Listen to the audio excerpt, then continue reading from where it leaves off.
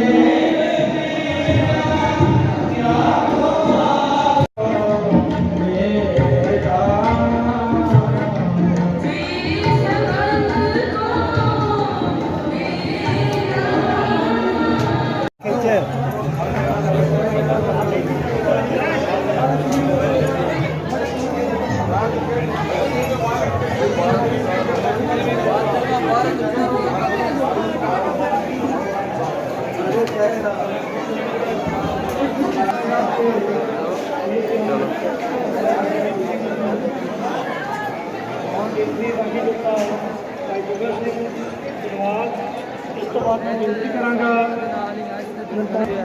सेवा का मदद कर जा रहे हैं। बेनती है खास ख्याल रखते हुए समाप्ति करनी है। उस तो बाद बेनती है भाई इंद्रजीत सिंह को स्टेज के लागे पठानकोट की बहुत बहुत बधाई पेश करते हैं। आ जाएगा।